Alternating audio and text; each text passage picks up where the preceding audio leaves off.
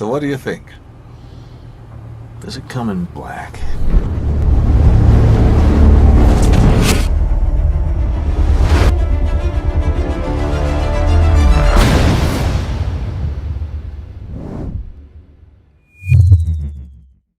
Well, Sam Wilson is now Captain America, Harrison Ford is now Ross, Hulk's are red, Black Widow's come in travel size, and some bro from Miami is the new Falcon. Everything is different now. It is a brave new world indeed. So, anyone remember the events of The Incredible Hulk? Nope. Me neither. But don't you worry, because Captain America Brave New World has arrived to close up whatever pesky plot holes and lingering questions you probably never had or don't recall. And if you're new to the MCU, you might see the cover art for the 4 Captain America movies and be somewhat confused at the progression of these films. Silly fool, you can't just watch Captain America 1 through 4 in sequence. You need to watch all of these movies, and all of these shows too.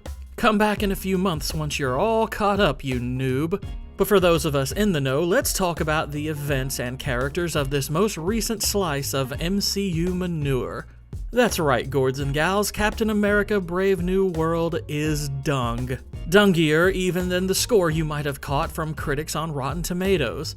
This is seriously a generous percentage. Allow me to explain. The story opens with Thaddeus Thunderbolt Ross, who has just been elected President of the United States, and not only is his first line of dialogue important to understanding his motives, it's something of a tone setter. Sir, 1 minute warning. Congratulations again. Heard anything from Betty, from my daughter?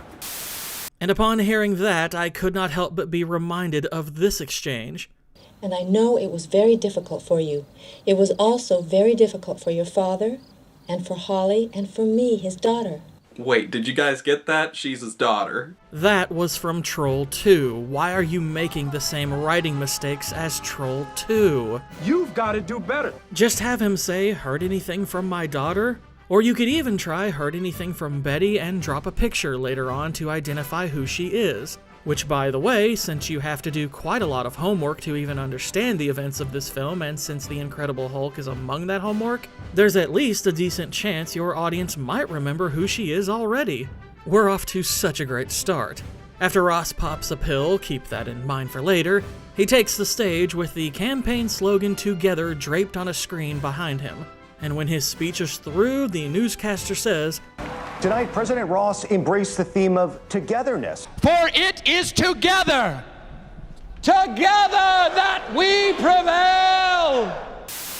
If it's his campaign slogan, then he would have embraced it months ago, you eggplant. Oh, and they're also sure to bring up Betty Ross, label her the daughter of the president, again, and even call her the ex-girlfriend of Bruce Banner. Like it's a title. But it doesn't stop there. They go on to talk about Ross's past tensions with people like Sam Wilson. It's honestly one of the most embarrassing exposition dumps I've seen in a very long time. It comes off like a previously on segment from an old serial like the late 40s Batman. Will the movie recover from this clunky opening, or recap, if you will, and defy the odds? Find out now. We cut over to Sam Wilson, who is back, black, and the new Captain America, and if you do not accept this, you are a fruit plucked from the bigot tree. Or perhaps you're like me and you simply found this whole affair difficult to swallow.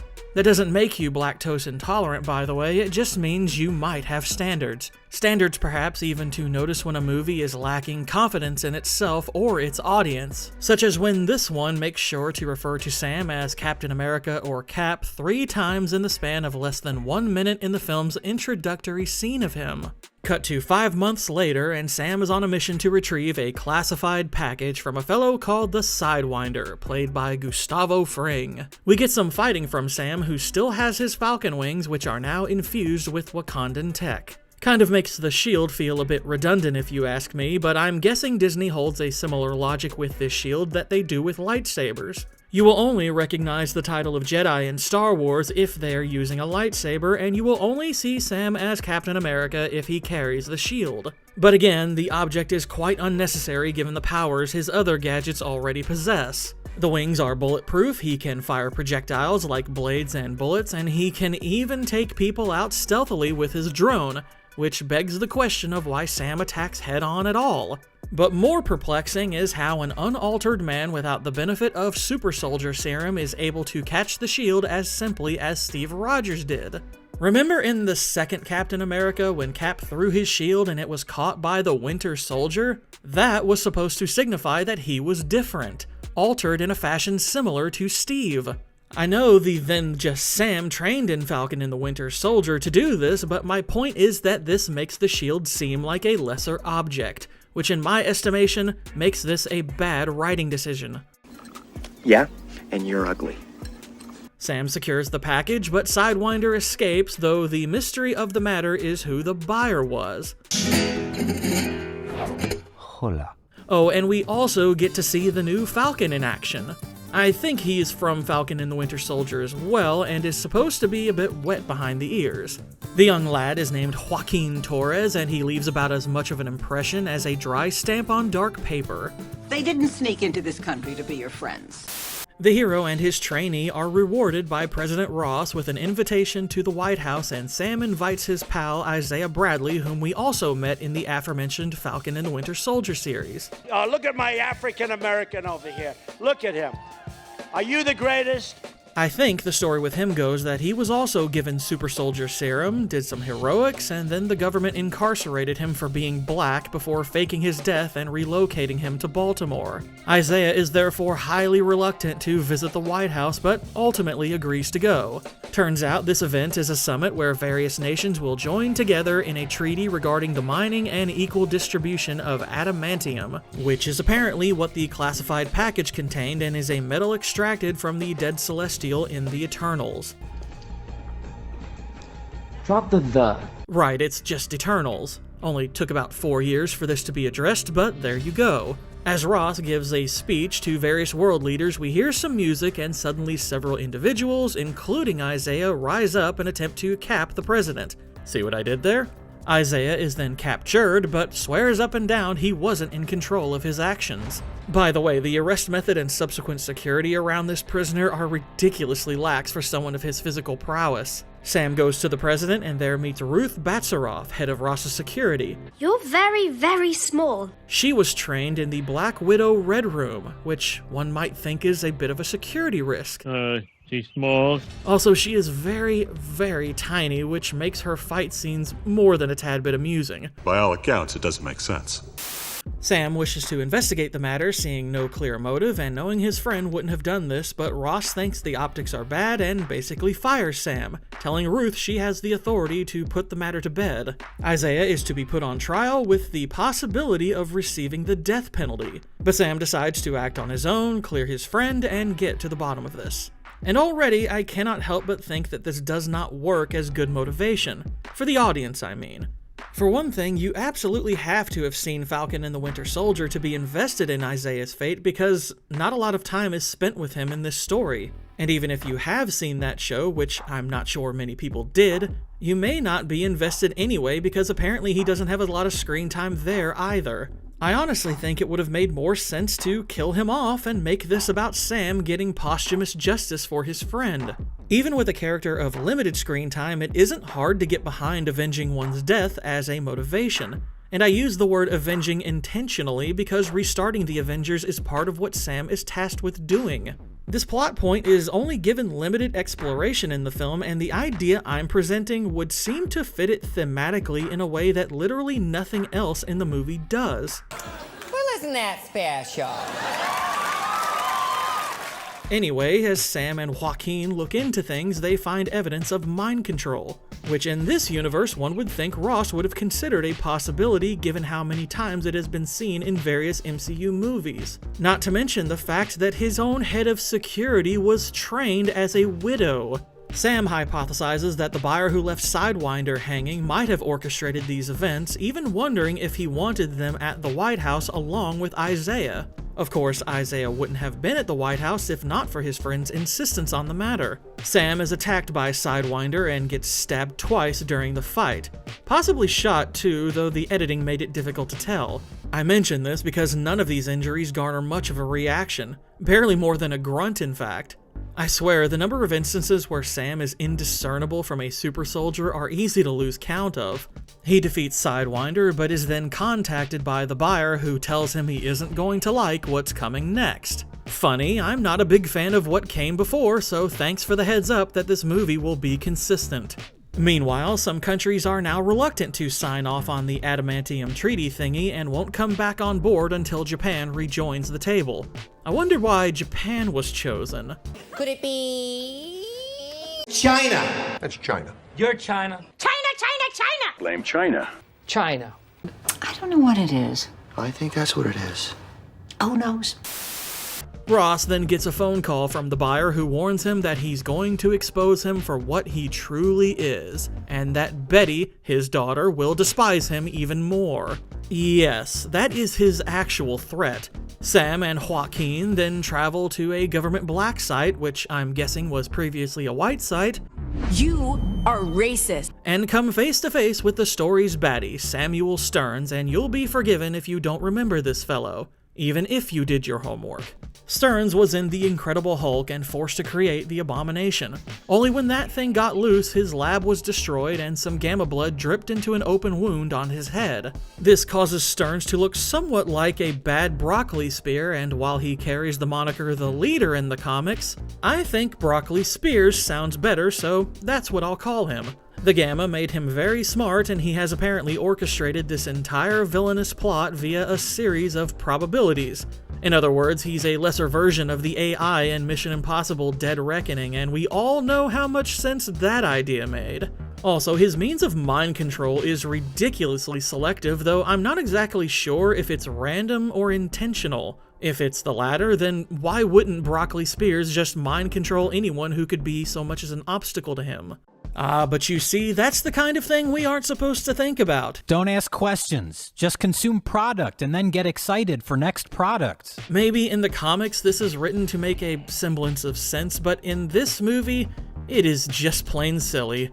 Sam tries to capture the baddie, but he is slowed down by some of his thralls and Broccoli Spears gets away. Ross, meanwhile, seeks to get the Land of the Rising Sun back to the table, but Japan thinks his government staged the theft of their adamantium sample as a means to get them on board with the treaty in the first place. Their leader even warns Ross not to test the resolve of his country, but seriously, what the f*** is Japan supposed to do about America in a war scenario? Ruth catches up with the boys after realizing Sam was right, and she works to help them now. They regroup at some kind of base, and Sam questions the now captured Sidewinder, who reveals that Stearns was used by Ross as a think tank for years and has basically been a prisoner for almost 2 decades. The implication of this revelation does make one wonder how much Broccoli Spears has to do with the numerous events from previous movies, but I doubt this will ever get fleshed out. Heck, I'd be fairly surprised if it's brought up in the MCU again.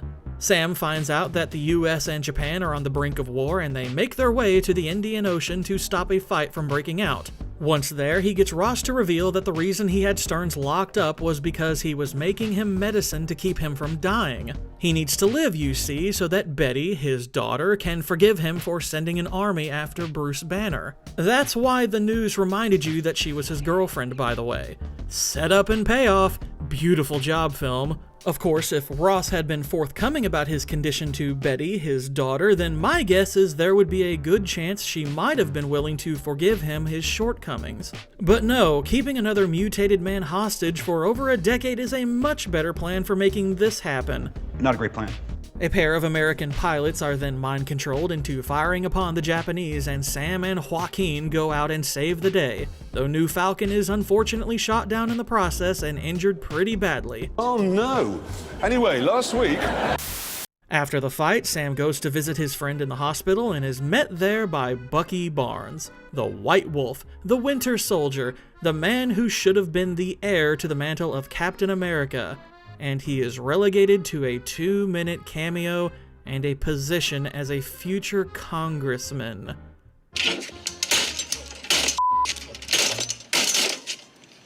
Ugh, you deserve so much better, Bucky.